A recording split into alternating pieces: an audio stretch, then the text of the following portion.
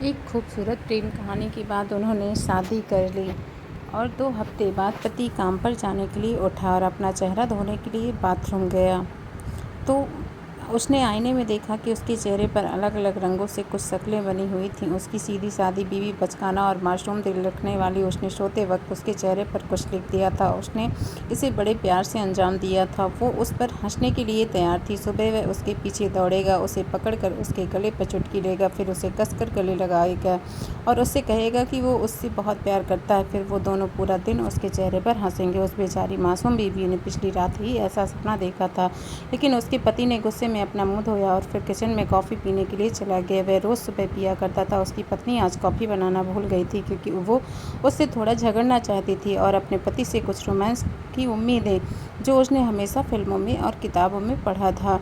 पर जब उसे कॉफ़ी नहीं मिली तो वो गुस्सा होकर उसके पास आया और वह उस पर चिल्लाया। उसे तब तक थप्पड़ मारता रहा जब तक कि उसे ज़मीन पर नहीं गिरा दिया और कहा, मैंने तुम्हारे साथ खेलने के लिए शादी नहीं की। मैं एक आदमी हूँ, छोटा बच्चा नहीं हूँ। मैंने एक परिवार बनाने के लिए तुमसे शादी की है ताकि सभी की नज़रों में एक आदमी बन सकूँ। पागल हो क्या तुम? प्यार और रोमांस की कहानियों की तरह जीना चाहती हो? जागो जागो। तुम किसी फिल्म की हीरोइन नहीं हो। जो कहानियाँ तुम पढ़ा करती थी वे सब खत्म हो चुकी हैं। कहानियों से घर नहीं बनेगा और ना ही खाना बनेगा। यह कहानियाँ तुम्हारे बच्चों को नहीं पालेगी। वह बेचारी मासूम बीवी खड़ी होकर सुन रही थी और अपने दुपट्टे से अपने आंसू पोंछ रही थी। पति ने उस पर चिल्लाते हुए कहा, आज मैं अपने दोस्तों को लंच पर बुलाऊंगा। मैं चाहता हूँ कि जब वह आए तो सारा खाना तैयार हो जाए। तुम समझ गई ना? अगर खाने में कुछ कमी रही तो तुझ पर अफसोस। वो उस वक्त खुद को ऐसे आदमी के रूप में देख रहा था जिसकी पत्नी उसकी इच्छाओं पर चलती थी। वो अपनी पत्नी को जख्मी दिल के साथ छोड़कर बाहर चला गया। वह खड़ी इतनी जोर जोर से रो रही थी कि वह ठीक से सांस भी नहीं ले पा रही थी।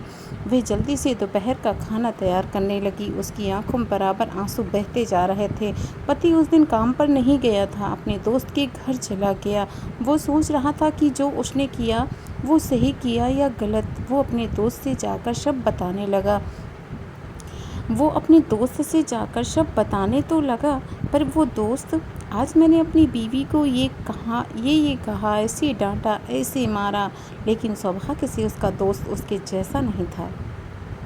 उसने उसे अपनी बात पूरी करने की अनुमति नहीं दी। वह यह कहते हुए उसे बीच में ही रोक दिया, व्हाट मैन आर यू? यह सब कैसी क्रूरता तुम्हारे अंदर भरी हुई है? इस तरह तुम अपनी पत्नी के साथ व्यवहार करते हो? क्या तुम एक अच्छे पति हो? क्या तुमने ईश्वर के दूत को नहीं सुना? महिलाओं के प्रति दयालु रहो। महिलाएं कांच की बनी बोतल की तरह होती हैं। आपको उसके साथ नरमी से व्यवहार करना होगा, उसके प्रति दयालु होना होगा, उसके साथ कोमल होना होगा, उसे दुलारना होगा और उसे तोड़ना नहीं होगा।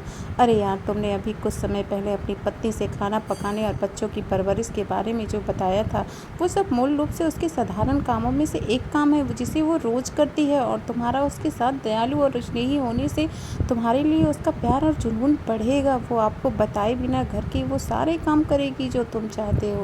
वह तेरी दासी नहीं है और न वह घर की नौकरानी है। तूने भी उससे इसलिए शादी नहीं की कि जब उसकी ज़रूरत पड़े तो उसे इस्तेमाल करे, वरना उसे कूड़े की तरह फेंक दे। मेरे दोस्त, वो आपकी पत्नी है, आपका जीवन है, आपका सब कुछ है। उसे परेशान मत करो।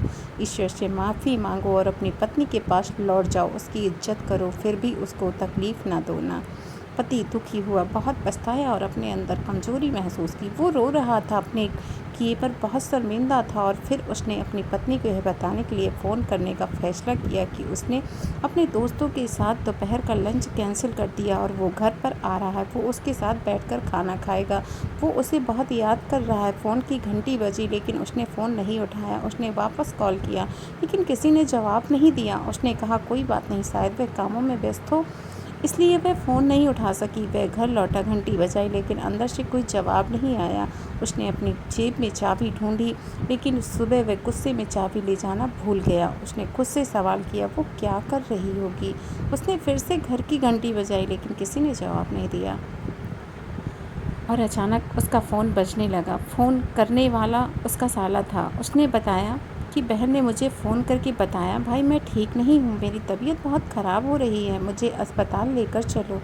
उसने बताया। बहन यह सब बताते हुए रो रही थी। वह कह रही थी, जल्दी से आ जाओ, मुझे बहुत डर लग रहा है। यह सुनकर उसके पति का दिल ख़्याल से ही रुक गया था। उसके साथ कुछ बुरा हुआ है। उसने एक टैक्सी रुकाई और अस्पताल चला गया। वहाँ उसे उसका पूरा परिवार मिला। उसके चेहरे पर उदासी छाई हुई थी। उसने सोचा कि उससे गुस्से में मिलेंगे, क्योंकि उसकी पत्नी ने उन लोगों से उसकी शिकायत की होगी। लेकिन थोड़ी देर के बाद उसको लगा कि पत्नी ने किसी से कुछ भी नहीं बताया। वह भी उनके साथ इंतज़ार करने लगा। कई घंटों के बाद डॉक्टर उनके पास आए। सिर झुकाकर उनसे कहा, आई एम सॉरी, हमने बहुत कोशिश की लेकिन हम उसे बचा नहीं पाए। हमें बहुत अफसोस है, वह मर गई। शाम को पति अपनी पत्नी के भाई से दूसरी चाबी लेकर घर आया। ताला खोलकर अंदर गया। वो टेबल ढका हुआ पाया। उसने टेबल पर से कपड़ा हटाया। टेबल पर बहुत ही स्वादिष्ट सुंदर तरीके की पकवानों की डिशें लगी हुई थीं। उसने फ्रिज के दरवाजे के ऊपर एक कागज़ का लटका हुआ देखा। उसने उसे खोला तो उसमें लिखा हुआ था, मेरे प्यारे पति, आज सुबह जो मैंने गलती की, मुझे उसके बारे में बहुत अफसोस है। आप मुझे माफ़ कर दो, मैं आपसे बहुत मोहब्बत करती हूँ। मैं चाहती थी कि आप मुझे गले लगाकर मुझसे कहें कि मैं तुमसे बहुत मोहब्बत करता हूँ, तुम मेरी ज़िंदगी हो। लेकिन मैंने अपने चुलबुलेपन की वजह से नहीं समझ पाई कि आप मेरी इस हरकत पर बहुत गुस्सा हो जाएंगे। मैं आपसे वादा करती हूँ कि मैं कभी आपको परेशान नहीं करूँगी, लेकिन मैं अपने चुलबुलेपन की वजह से समझ नहीं पा रही थी। फिर भी मैं आपसे वादा कर रही हूँ, परेशान नहीं करूँगी। मुझे उम्मीद है कि आपके दोस्तों को खाना बहुत पसंद आएगा। ये उस आदमी के लिए शर्म की बात है जो अपनी बीवी से प्यार तो करता है, लेकिन ये भूल जाता है कि उस पर दया करना और उसकी से मोहब्बत करना ईश्वर का एक आदेश है। अपनी बीवी को याद रखो। घर जाओ तो मुस्कुराओ, अपनी बीवी भी आप मुस्कुराएगी। और मुझे पता है कि एक खुशहाल घर बनाने के लिए धैर्य, ईमानदारी और प्रेम की आवश्यकता होती है। अगर आपका मेरे ये वीडियो अच्छा लगे तो प्लीज़ लाइक और सब्सक्राइब करना ना भूलें। Thank you.